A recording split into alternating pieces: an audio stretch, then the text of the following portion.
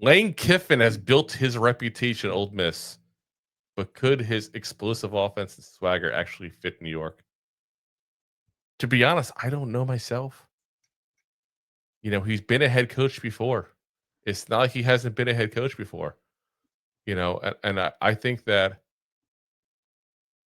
you got a guy in here now. If you get him, that works with Jackson Dart. He literally coached him in college.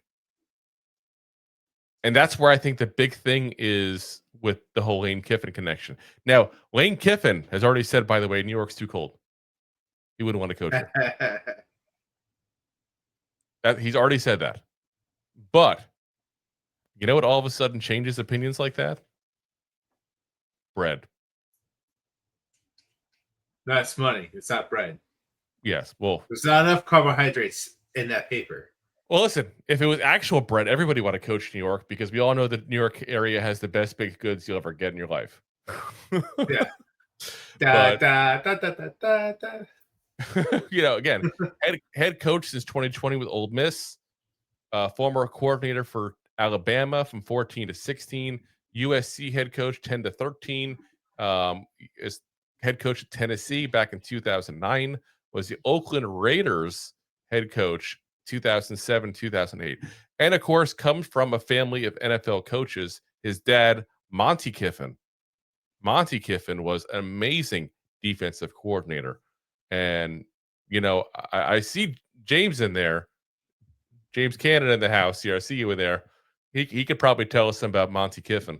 Monty Kiffin was a really, really good defensive coordinator with the Tampa Bay Bucks. That's his dad. Monty, remember, actually went with him to go be a defensive coordinator in college when he first got started there as well. So, listen, he's a really, really good defensive coordinator. Monty Kiffin was. Lane Kiffin. You ever had a scenario where somebody's like really good at something, but they're not quite as good as their old man? Yeah.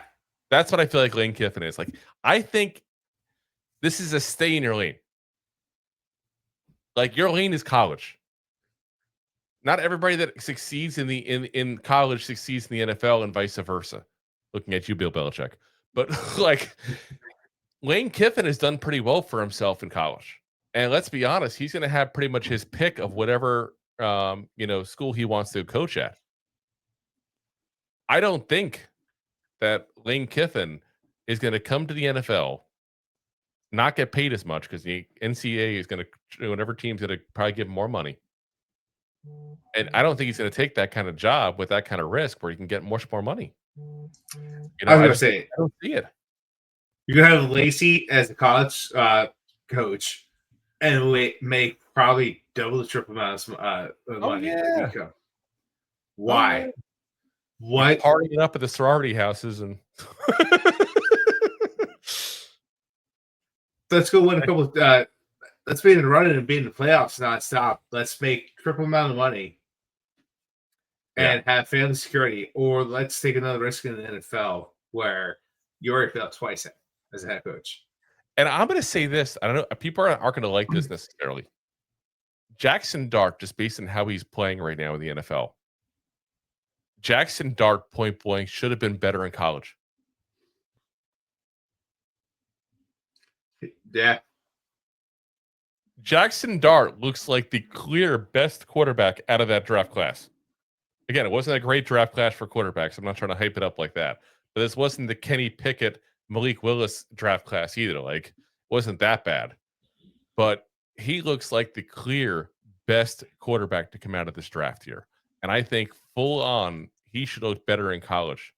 And I wonder if Lane Kiffin's system was actually holding him back. You have to think that, because what was the one thing we talked about when we looked over the tape? He doesn't know how to read defense. He takes so much time in the pocket. Yep. And didn't have Brian Daboll. Yeah. And on Brian Daboll, they fixed that fast. And we know how Brian Daboll schemes things. it just ass backwards. Yeah. So you get this guy a real legit guy that understands, coach that understands the NFL and how the offense should work, and these times, modern times, not like Bill Belichick, who understood it 25 years ago.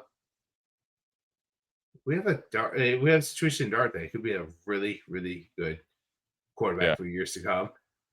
Why bring the guy in, pay less money to hold him back? Yep. It just doesn't make sense for any party.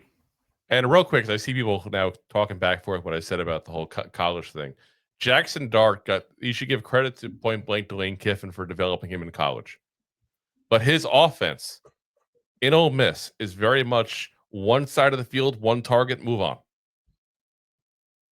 That's not a legit NFL style offense, and that's not what he's doing now with the Giants, and he's succeeding. So it's not saying that he didn't teach him well. He obviously taught him well. He wouldn't be able to succeed. It's not like, in the 2 or 3 months Brian Dable had him, he tore him down and rebuilt him. I'm not trying to say that. But what I'm saying is point blank that scheme did not do him any favors. No. And that scheme, point blank, is not known to be one that necessarily transfers to the NFL very well. Ask Matt Corral. It's the truth. It is what it is. Like I said, Lane Kiffin's not my guy.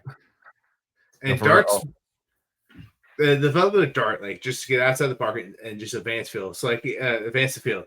He did it Sunday with a crazy catch down the field for 15 yards, I believe it was.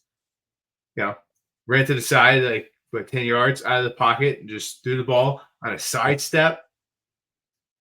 That wasn't a college play. That's him trying to beat Mahomes. That's damn good. He got that Mahomes' abilities, that's for sure. Like I said, I give Lane Kiffin credit. He developed him in college. He definitely did. I just don't think his offensive scheme is the best for him. I think he kind of held him back a little bit. Yeah. And like I said, you can disagree. People can disagree all they want with that. That's fine. That's the fun of sports. We're not that show that's going to flip out if you disagree. Yeah. But that's just what I see. I mean, just like I said before, things that work in college doesn't work in the NFL. Things that work in the NFL doesn't work in college.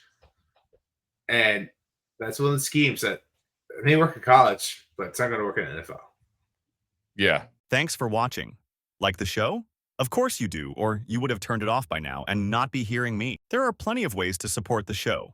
YouTube is the best place to join us, and we offer memberships there with fun benefits like custom emojis and early access to video clips. Of course, there you can also send super chats and stickers to send one-time support payments. The best way to support the show is to buy these drunk idiots beers at buymeacoffee.com/2giantgoofballs. Along with one-time support payments, there are also monthly plans, so you can continue to help kill their livers each month. You can also show people that you are a goofball by visiting our store at 2giantgoofballs-shop.fourthwall.com. We got everything from shirts, hats, phone cases, funny candles, buttons, stickers, and even a 2 Giant Goofballs towel to dry off your goofballs. Of course, you can always support the show for free by simply hitting the like, subscribe, and share button wherever you are watching or listening to this. Hit the thumbs up on YouTube. Leave a 5-star review on Apple Podcasts. It helps the show tremendously, and quite frankly, the goofballs suck at marketing and need your help to get the word out. Thank you for being part of the Goofball Army and for taking the time out to support the show. If you like that clip, then you will love the full episodes too. Find us on your favorite podcast app and look for us on all your favorite social media platforms. Thanks so much. Please, I'm begging you. Please subscribe.